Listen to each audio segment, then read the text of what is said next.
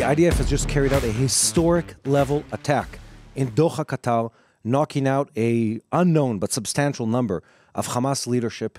At the same time, a terrorist attack shakes Jerusalem, and the war continues in the Gaza Strip. And today we're here to explain on the TBN Israel podcast that it's all connected. Yeah. It's all part of the same proxy war that is taking place throughout the Middle East. Yeah, there's no such things as lone attacks, no such things as grassroots terrorism. It's all orchestrated, planned, and coordinated by Iran, by Qatar, by the masters of these rivals here in this region.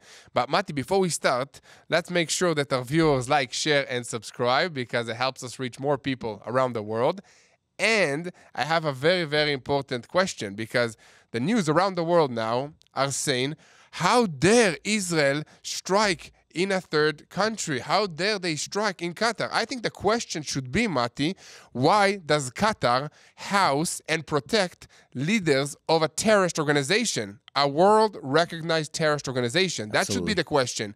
I just saw a good friend of ours here in Israel tweeted that, did anybody accuse America of launching attacks against bin Laden in Afghanistan after he carried the twin terrorist attack? No. They said, why does Afghanistan house terrorists? And this should be the question. The blaming finger should be against those countries that are giving asylum and five-star hotels to terror leaders, and not to Israel for carrying out attacks against the enemies of the free world. Yeah. And they are, not just for Israel. We're going to delay on what you just said because that's a nuanced comment, and we'll get to the Qatar and Hamas relationship later in the podcast, but it's a really important point, and we'll make put a pin in that. But I want to say this. In this war, we've had a number of historic moments. And this attack this week is one of them. And this is not my words, this is Segev, one of our VPs. He says, if we had on one hand the biggest 5 events of the last 2 years, this week's attack in Qatar was one of those 5. Let's number them, okay? What's your number one? October 7th was the biggest event. Okay, for sure. Biggest news event. And then the ground invasion maneuver in the Gaza Strip, the beeper and pager and walkie-talkie attack would be a very, very substantial one. Yahya Sinwar's elimination? Yeah, Yahya Sinwar. And in Iran. Hassan Nasrallah. No, and then Hassan Nasrallah's bombing in Dahia. There is more than 5. But let's say, if it's around 5, this event is really, truly one of the biggest ones. And especially when it comes to sort of where we've been at a tipping point of the power balance in the Middle East, this is one of the biggest events that has happened in many years. More than, and this is important to note, more than the attacks on the Houthis in Yemen, both by the U.S. and by Israel. This is substantial. Almost at the level of the Israeli and American attack on the Iranians, this signals sort of a very, very substantial shift in the way power balances play out in the Middle East, and who's willing to take action, and what is willing to be done against the enemies of Israel and the U.S. Well, Israel has become very, very bold since this war started. We are carrying out strikes in Iran, in Qatar, in Syria, in Lebanon, in the Gaza Strip. But this is something Israel is reshaping the Middle East. Why is it something else, Tomer? Because I don't believe that everybody understands what is Qatar as a place. And Qatar is an ex-territory in the Middle East. It's a small place that nobody allowed to touch. You know why? You met the expert. We talked to the expert. Territory that we all remember the photos, the video of Hamas terrorists after 7th of October praying and watching the videos. Yeah, that was in Qatar. Oh, yeah, praying and celebrating in Qatar. That was in Qatar. And most countries, and by the way, we didn't hit them back then immediately. Well, we've done operations in Qatar in a clandestine sense in the past, at least according to foreign reports. Clandestine is like small-scale No, levels? it's like hidden or secretive. But nothing like this, nothing like a direct strike. And this is dramatic because we're going after the leadership of Hamas in an enemy country. And this enemy country is not just some choice target where they happen to be.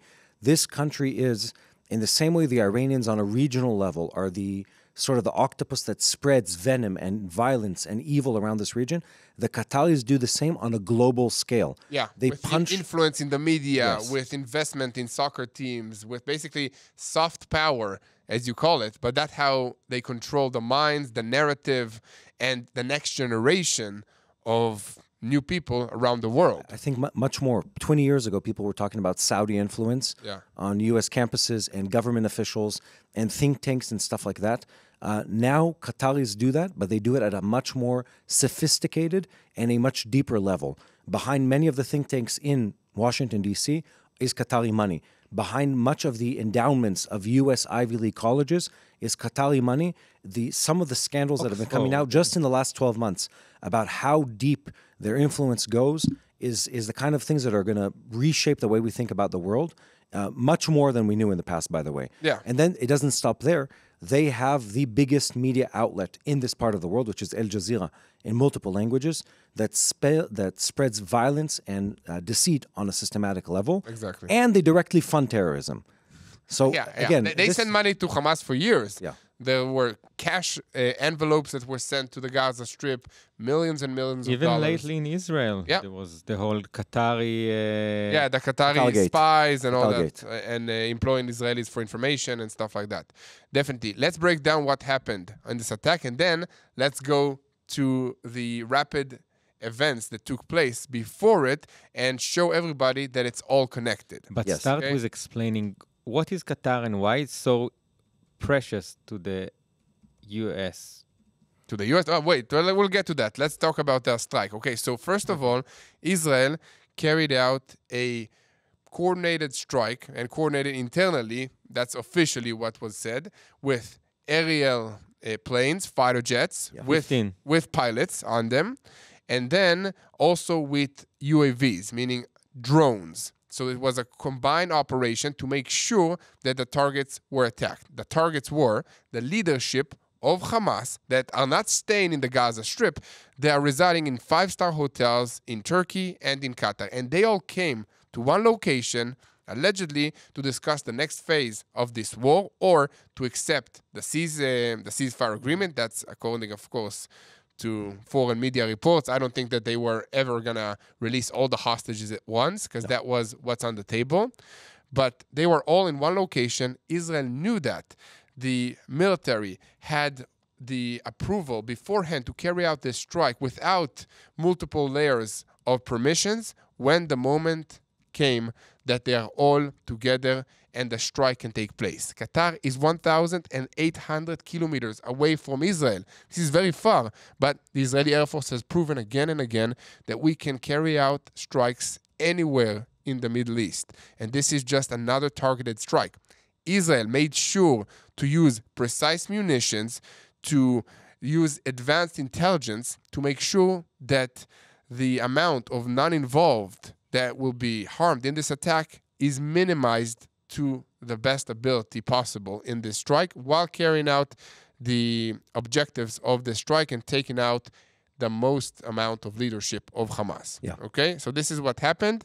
But at the moment, according to Donald Trump, we do not have, he didn't knew about it in advance, according to what he said. Well, but let's I'm not sure hold about off that. on the U.S. side because I think we can go through this on a timeline. There's a couple things that happen here. One, the Israeli War Cabinet pre-approves this operation. Mm-hmm. That's, I think, crucial here. A small member of the Israeli cabinet. But they didn't approve the top the time. Israeli cabinet. There's a small war cabinet that pre-approved the operation, not knowing when it was going to take place, and they knew there would possibly be a chance where all of these people would be in the same room.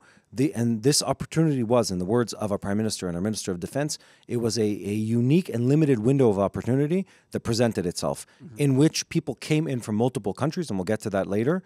They come in from multiple countries. They get in one room together in a hotel in Doha, Qatar, the capital of Qatar, and they sit down to talk. And these people are, and it's important to explain who they are not diplomats. They are not politicians. These people are terrorists with blood on their hands.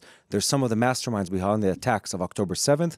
They are some of the... They are the masterminds. They are the masterminds, yes. Yeah, that's exactly. the masterminds. They are the masterminds, the remaining masterminds of the attack of October 7th, because we've lost Hania and Sinwar. We've lost some of them already previously, or they lost, I should say. And not only that, these individuals are the people that also prolong the never-ending war in the Gaza Strip. They're the reason that Hamas never gives up on the hostages Exactly. and continues to fight and to endanger their own population. Because they are staying in 5-star hotels. They don't feel the pressure of the people. They don't care. They just want to keep this war going on and keep the pressure on, keep the suffering of the Palestinian people going on in Gaza so that the world will turn against Israel. And it is. Yeah, so Israel strikes these people. And again, I think it might be a couple more days before there's an exact list of the people that were struck.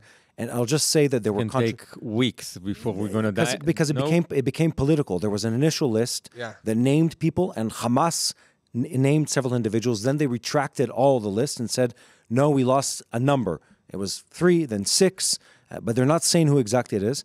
And Qatar said that nobody been hurted. Yeah, and anyway, then Israel initially says, and again, because this is a highly political strike on a political entity, so it's on a country that is both an enemy but also an ally to and a also limited degree. like one of the negotiators, the mediators in this ceasefire attempts. Exactly. That's why everybody look at that as a peacemaker.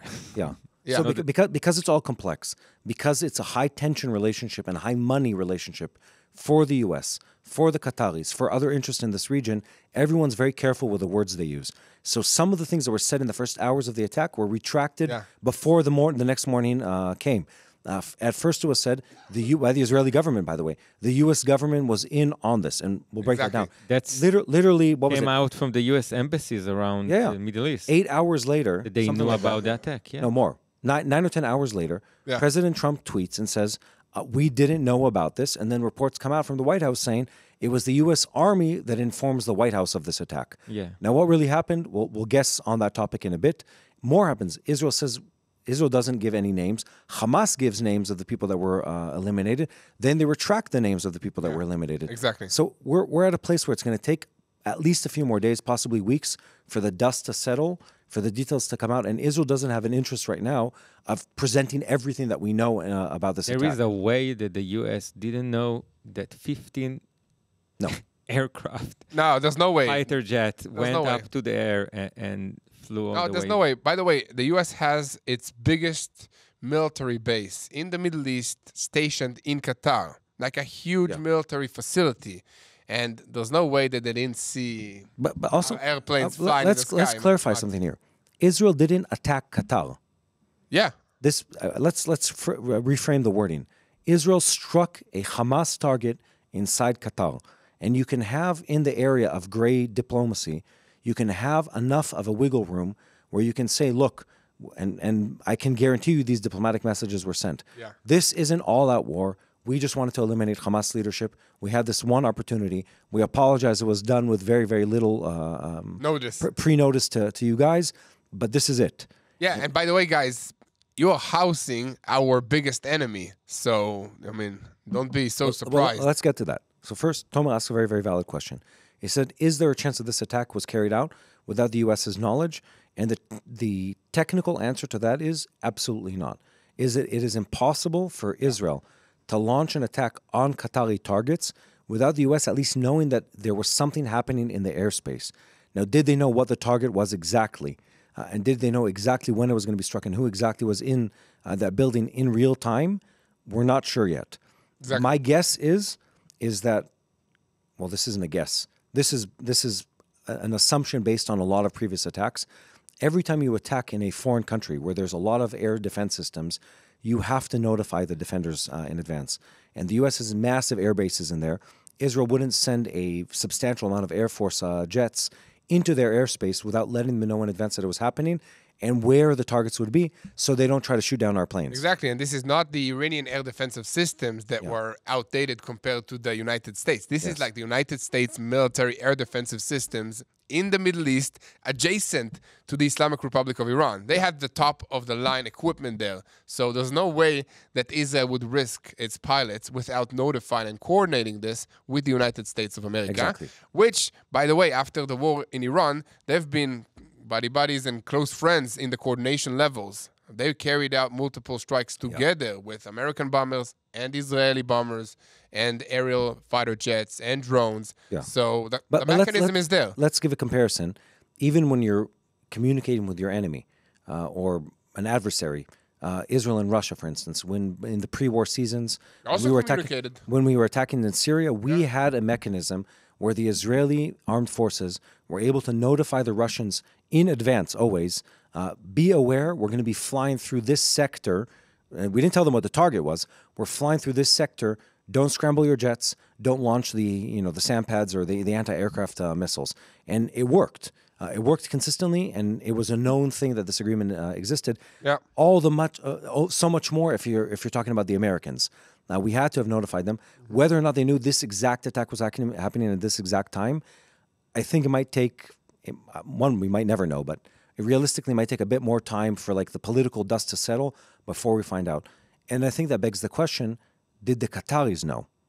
Yeah, which I think the answer is yes, that they did know, because the U.S. has their bases on Qatari soil. But the question is, when did they know? I must say something about what Trump said in the last couple of weeks. And every time Hamas was talking, he said, it's going to be bad.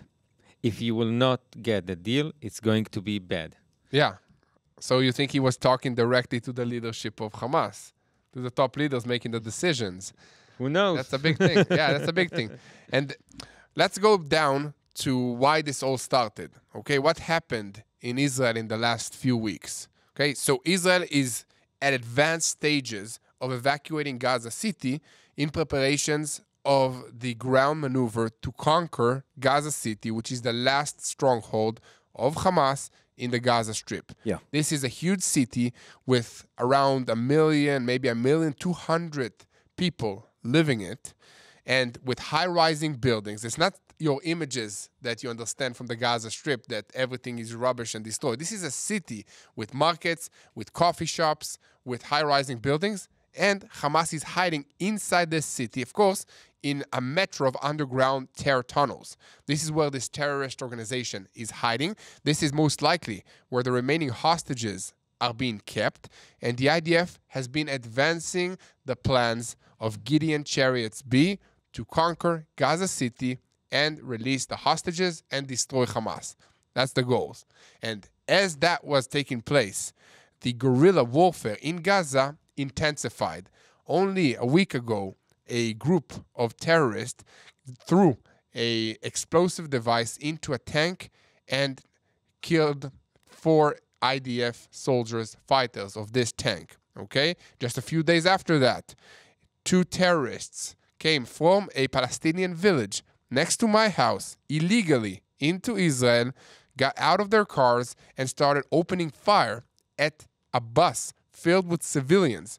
A bus filled with civilians. One terrorist came from the front door, the other one came from the back door, and one was shooting, and as the people were trying to run from the other side, the other terrorist opened fire at them. And this also claimed the lives of what, Tomer? Six Israelis, right? 6 Israelis. And then, just after this strike took place on Tuesday evening, Prime Minister Benjamin Netanyahu said, enough is enough.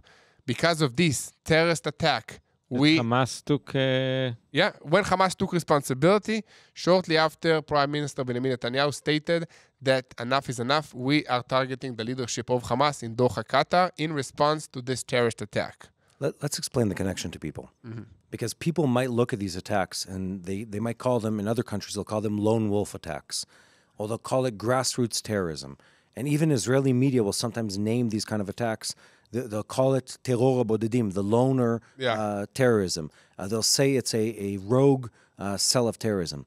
I want to explain something to people, and this is something that's become clear to me in recent months. There is no such thing as just grassroots terrorism. Terrorism thrives and grows in an ecosystem that breeds terrorism.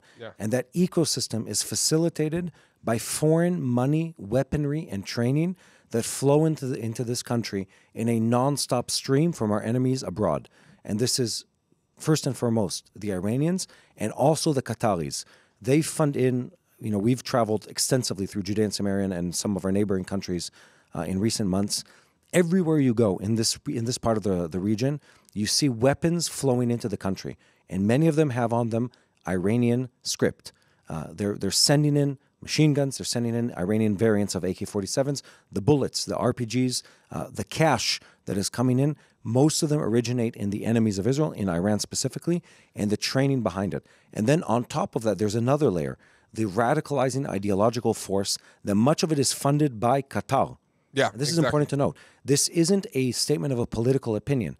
This is incitement to violence. This is propaganda that is transmitted to people around the world, and specifically in the Arabic-speaking world, propaganda against Israel that promotes narratives that are false on a complete level, about Israel committing genocide intentionally, about Israel murdering children in the Gaza Strip, about Israel stealing land in Judea and Samaria. We remember those stories from us making matzahs with... Yeah, blood libels. Yeah, That's the word you're looking for. That's... It's from the Protocols of the Elders of Zion. It's anti-Semitism at its core. Yeah. And these people stand behind these terrorist attacks. And I want to tell you something, without getting into too much detail.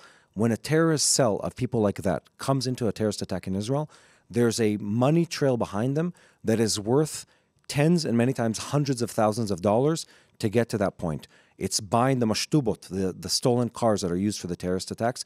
It's paying off Getting the guns. what they call in the U.S. the jackals, the smugglers that smuggle them into Israel. It's paying off onto oftentimes other terrorists or terror families to buy the guns. The guns, by the way, are worth starting at $10,000 and ending at $30,000 or $40,000 per rifle, plus buying the ammunition. If it's explosive, it's buying the explosives. Then there's a training element that comes into that has to do with Telegram groups and other training assets that are made available to these people. And many times there's an additional network that has to do with paying off their families after the terrorist attack takes place. Forever. So yeah, forever. Part of the Palestinian So authorities. people look at this and they imagine that these young guys, that by the way live in a village that is within a 10-minute walk from where you live. Exactly. I can see them from my balcony. You could see their houses from your balcony. Exactly. And this is not the first terrorist attack that comes from this village. No, just it's a very, to very explain problematic village. how close the Palestinians live to the Israelis. And I'm talking about like the Palestinian Authority areas that are supposed to be under the Fatah and so-called more Western government of the Palestinian people. But their education system is not different from the system inside the Gaza Strip. It still is being... that children are being taught to hate Israel, that their land was taken from them, nothing about coexistence and a peaceful future to grow together with Israelis. So if you grow up thinking that the Jews are the enemy, Israel is the enemy, and then you get money, education, a weapon that was smuggled, and money for your family forever, might be a good deal for you to go and carry out a terrorist attack. And it is. And the worst part is that around the world, the kids are being taught that the best thing to be is to be an astronaut, to be a soccer player, to be a YouTuber. But in the Palestinian Authority, the best thing to be is to be a martyr. Martyr is a terrorist who died trying to kill Jews or Shaheed. Israelis. A shaheed. That's like the top of the line. They have pictures of these guys in their houses as heroes. So it makes sense that this will happen. And it's not just a random thing that they woke up in the morning and said, okay, let's do this. This was planned for years. And this is the point. The point is, it's not some random teenager, or they like saying the IDF shoots children. No, these are 17-year-olds and 18-year-olds. Many times it's weeks before their birthday. They're considered minors, but these people have 15 and 17. Yeah, but they're terrorists that have been carrying out acts of terrorism to varying degrees for many years by the time they carry out these type of attacks. These people come funded, these people come trained, they're indoctrinated by a system that feeds hatred into the Palestinian Authority consistently over decades, and behind it are our enemies, the sworn enemies, Qatar, the Iranians, and several others, and of course the Palestinian Authority and Hamas behind that. But you would be surprised, well, you wouldn't be surprised. People at home would be surprised how many Western countries are actively involved in spreading hatred and terrorism into this part of the world, including Scandinavian countries. And we can do, I think we will end up talking about this to a greater degree, but what Israel experiences on multiple levels of society and engaging with terrorism and the Palestinian society is the involvement of foreign entities that are trying to not, and the words are not, they're not trying to interfere and intervene in Israeli politics. They're trying to harm the state of Israel and the people of Israel. And that's what we're dealing here with. It's a systematic proxy war that is taking place on multiple fronts. And the terrorist attack that happens in Jerusalem is one facet and one front of that. The war in Gaza is another. And the strike in Qatar is another aspect of exactly that war. And It's people like we have so many fronts, Mati. It's very hard to count. We stated in the beginning that we have 7 fronts of this war, but now like with this Qatari front that is not a tactical level front, it's a front for the minds, and then with the front from, let's say, Greta Thunberg and all these so-called freedom fighters and activists that are also attacking us in the international world. And then you have the media front with the BBC and other networks that are spreading Hamas lies and propaganda. It's lots of fronts. Yeah. And fighting on so many fronts can make you tired. Yeah. I myself am going in a few hours into reserves, which is why I'm dressed funny. And when we started this war, we faced a unprecedented level of fatigue and hard work. And we've been fighting, many of us, for going on 2 years at this point, extensive days in reserve. Now, it's in engagement also in the civil life. It's affected us dramatically. And that puts a big toll on the body, a big toll on the soul. And one of the ways we've kept energized throughout this war is using something called Vinia. And I'm going to choose my words carefully because they matter. This isn't medicine. This is a supplement. But what it does is, in my opinion, in my personal experience, incredible. I know you've been using it too extensively. Yeah, I just had a cup of tea of Vinia this morning before waking up because it was a bit early to start this podcast. Before waking up or just when you woke up? Well, I was half asleep, It was very good. Listen, I like it. I started using it just before I joined my unit when this war started. And in Gaza, I took it every day in the border with Lebanon, and it basically gives you a boost to circulate your blood. That's what it feels like, and I think that it's very good. It's an Israeli supplement, so by purchasing it, you also help the Israeli innovation, the economy of Israel, and they are our partners. So if you want to try it for yourself, go to Vinia, tbnisrael.com. Can I say 2 more words on this topic? I'm, as you know this, I bore members of our team often with my stories of podcasts that I've listened to. Are you going to talk about TikTok and stuff, Mati? No, I anecdotally say TikTok. I don't actually have a TikTok account.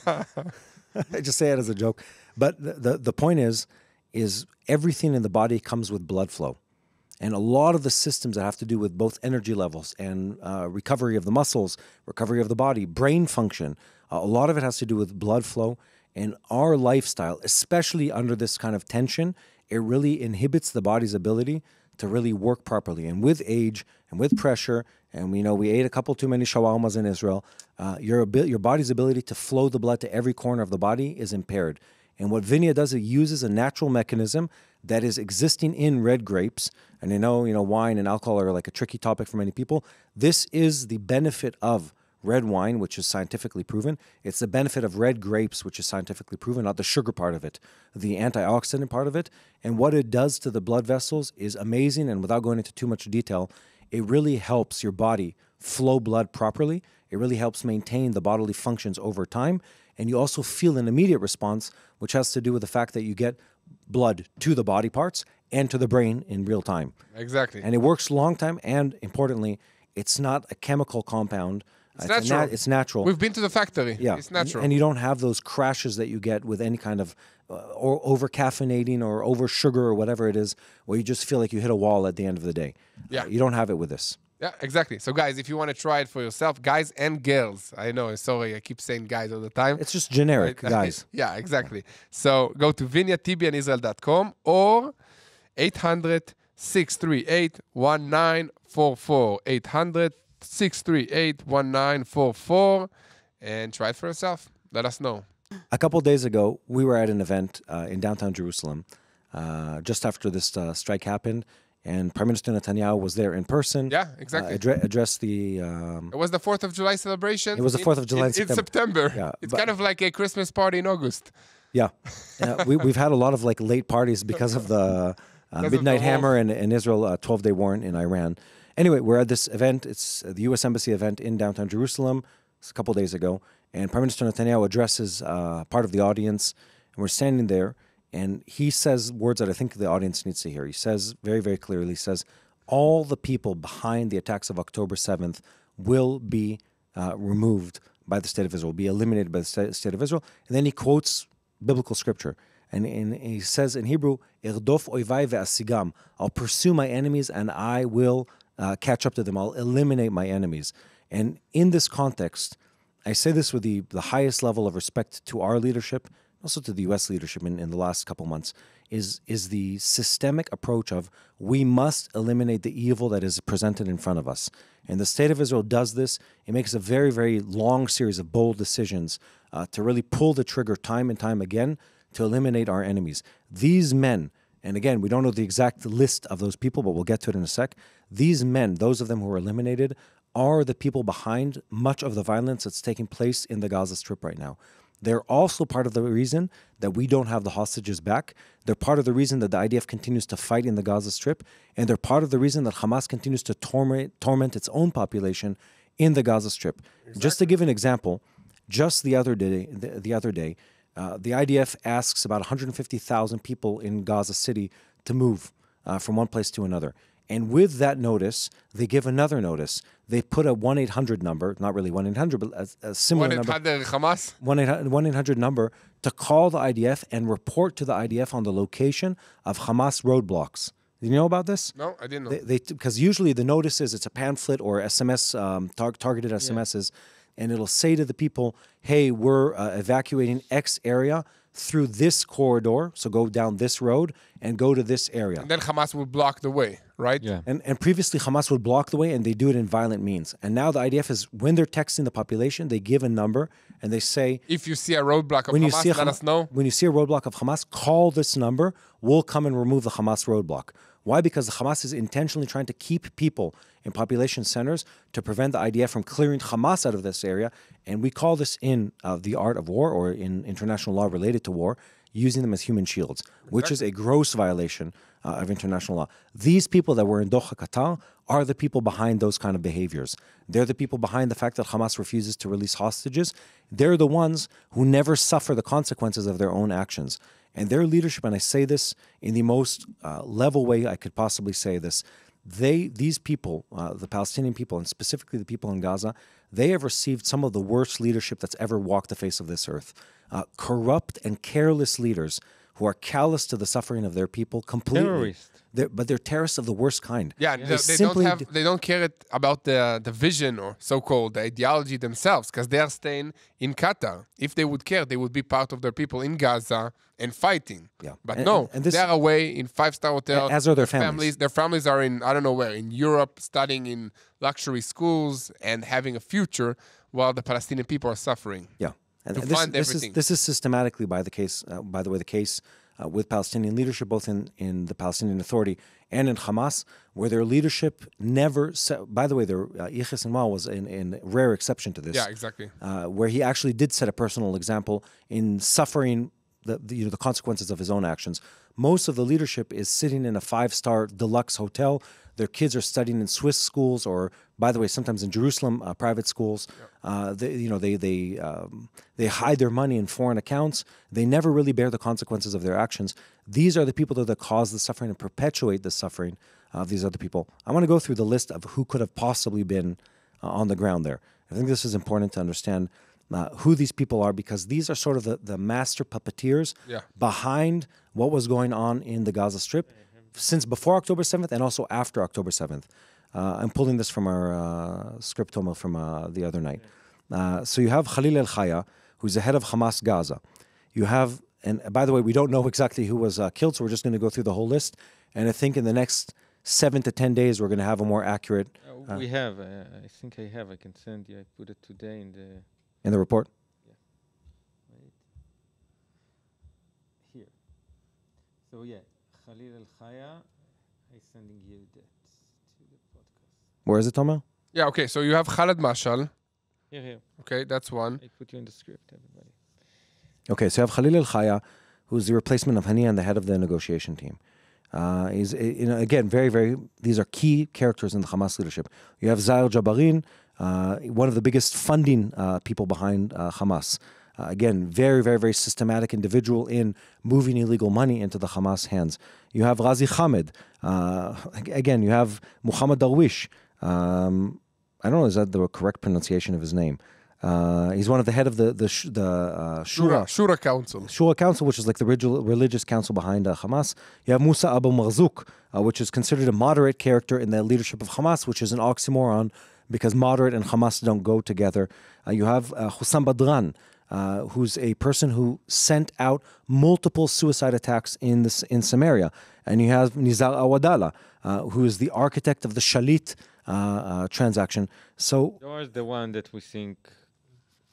What about Khaled Mashal? Is he going to be amongst the list or not, Tomer? No, from what we know, he escaped again. Yeah, he escaped. He's one of the veteran leaders of this. He's one of the people, by the way, that's of the been almost founders, assassinated by Israel multiple times. Yeah. Going back He used to live 25 years. When was the failed attack in Jordan? 2000, 2001? 2001. He used to live in Syria, and now he lives in Qatar.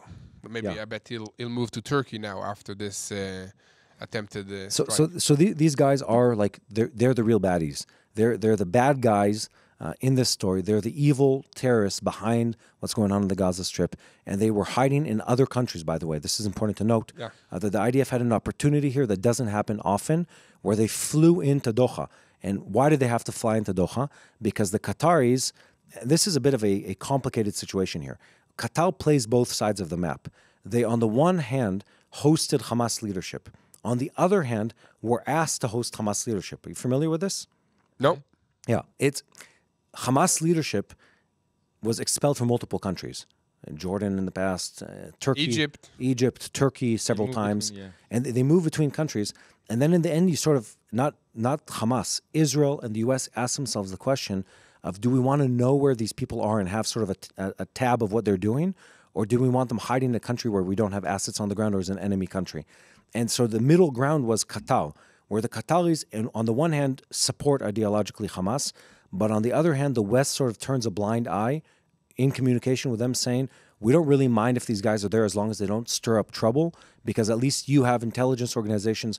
We operate in your country. We know what's happening there. We have eyes on the ground. Then later during this last war, Qatar is pressured to kick out Hamas, and they do.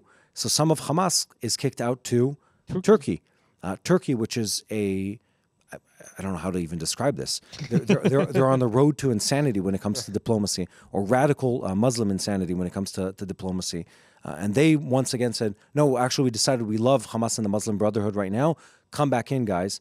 And they were hosting them, and then they flew back to Doha, Qatar, for this, let's call it Hamas Evil Summit. Yeah, exactly. And so we had the opportunity where these guys all converge in one area, and we had the opportunity to really take action against them, which is super important and super time sensitive. It's also very symbolic, because I remember the images just days after the October 7th massacre, that in Doha, Qatar, these same people, well, some of them, were praising Allah for the atrocities that the Hamas terrorists take against the Israelis. They watch the videos of the massacres of women, children, all civilians, the elderly, in the Gaza communities, like in Israel, surrounding the Gaza Strip. And they were praising God for this, like Allah. And then they were struck in that same area, Qatar. So it's a good closing of the circle in that case, that Israel is pursuing its enemies, and that the enemies of Israel will pay the price for what they're doing against us. Yeah. And then this begs the question of what happens next, which is, I think, the really biggest question. Yeah, this is also the fear of the families of the hostages. Is this harmful to the negotiations to release the hostages, or is it a good thing? Is the conquest of Gaza City continuing, advancing, accelerating? Where are we standing with all these moving pieces here? We don't know. And I'll say this in the most direct way possible. In a war where you're fighting inside a densely populated area that has roughly 2 million people, controlling the moving pieces that are, let's say, roughly, 48 living in undead hostages right now? Yeah, 48. 48 hostages that remain in Hamas control. Controlling the whereabouts of every one of these people inside that densely populated area while you're maneuvering an army in them is not possible. Not all of them. No. And this assumption that we can somehow control both parameters, both destroy Hamas and control the whereabouts of every single one of the hostages, it just isn't happening at the same time. Eyal Zamir, our chief of staff, has said this repeatedly publicly, trying to like set the tone of what public expectation should be on this topic, and actually going against the political echelon, saying, look, guys, you can't have it both. You can't fight full-on war against Hamas and expect to control all the moving pieces at the same time. The issue here is this strike was carried out with the expectation and the assumption that it would hopefully breed a different kind of leadership in Hamas that would be willing to come to the negotiation table and hand over the hostages. Or maybe the people that are holding the hostages will say, hey, we do not have any more leaders. Let's give the hostages back to Israel in exchange for asylum, in exchange for money, in exchange for staying alive, which is an option because Israel is offering whoever gives information for the whereabouts of the hostages, like a safe passage for him, for his family, and but let's be and a free pass, basically. Let's just be honest with the facts here. This has never worked in Gaza. No, it never did. And it never worked in Gaza. Gaza is, there's two factors that play a really important part there. One, the population is overwhelmingly supportive of Hamas. Still. And the second one is the population is overwhelmingly terrified of Hamas. Hamas is an organization that was unbelievably successful in weeding out every type of informant that existed inside the organization. There's a reason October 7th was so successful for Hamas. Their previous leadership, specifically Sinwar, were really good at sniffing out any kind of rat they had inside their organization. And Israel had and still does, has a hard time recruiting informants within Hamas because they're so scared of what the Hamas does to them.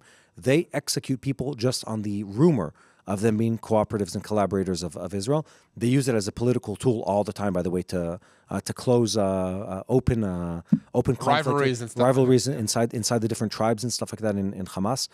This isn't an organization that's easy to penetrate when it comes to intel, and Gaza is such a dense area and so tightly packed that it's really hard to create that kind of alternative. We haven't seen that happen. Maybe it will, but we haven't seen it happen previously.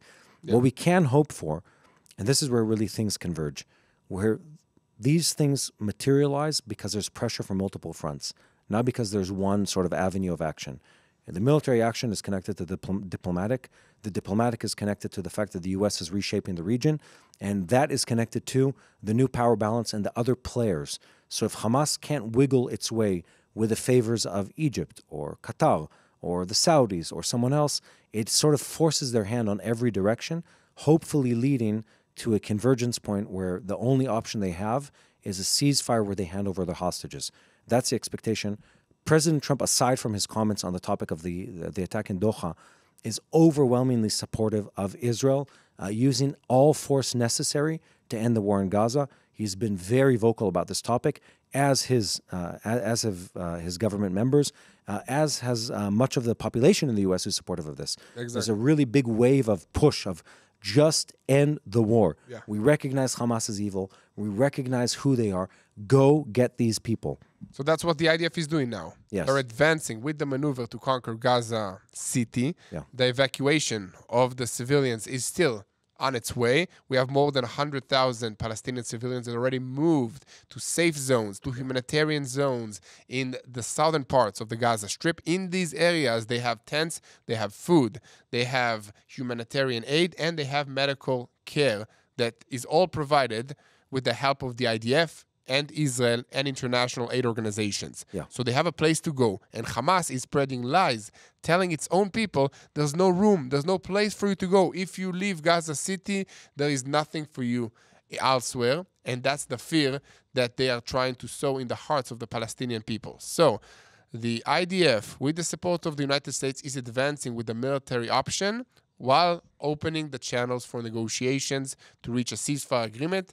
I'm not sure who will be able to make the decisions after this strike in the side of Hamas. Maybe it's good for Israel. Maybe it's good for the hostages. Maybe it's not good. We do not know yet what that will be. There's one really big unknown piece that still remains on the table, which is who leads Gaza on the day after Hamas. And that's been a piece in the puzzle that's impossible to create until Hamas is off the table. And there is no, in a terrorist regime, there is no opposition waiting on the sidelines for the next round of elections.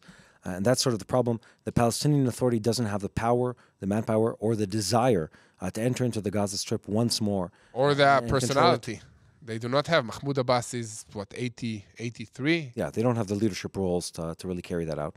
And I don't see that happening because it's not in their interest at the moment. They would need an incredible amount of international backing to make that happen. You sort of really have to sort of to cut off the top of the trees and allow the forest to regrow before you're able to see what the solution is going to be. And Gaza is exactly that. They're a society that's been radicalized and controlled by Hamas for over a generation at this point. And before that, they were radicalized and influenced by them for multiple generations backwards. And when you look at those facts, it will take a season of methodical rebuilding of civil society, methodical rebuilding of governance of that country and leadership, and then they will need to rebuild their ethos, who they are as a story. And it can't be more of, we just want to kill Israel. Yeah. It doesn't get anywhere. And I hope a leadership rises up there that is virtuous, whether it comes in from the outside or from the inside. They deserve better than this.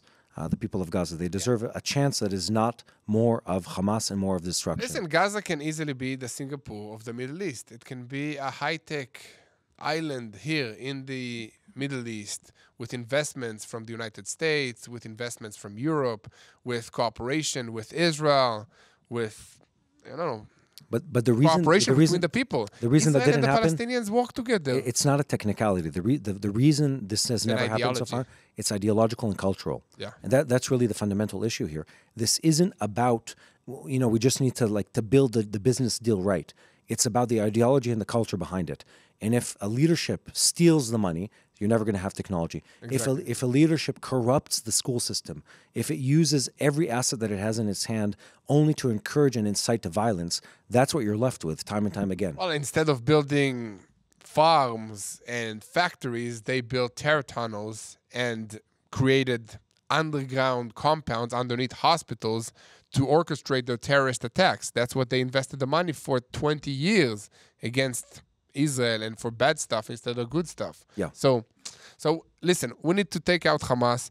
We need to train or educate the next generation of the people that live in the Gaza Strip that there is good in cooperation with Israel. Yes. And that the future is some kind of a mixture of moving forward together and not hatred of us versus them. And it's possible because on the people level, it's possible. I mean, and you worked with a lot of Palestinians also as part of your military service. And on a personal level, they're great guys. They want to work, they want to live.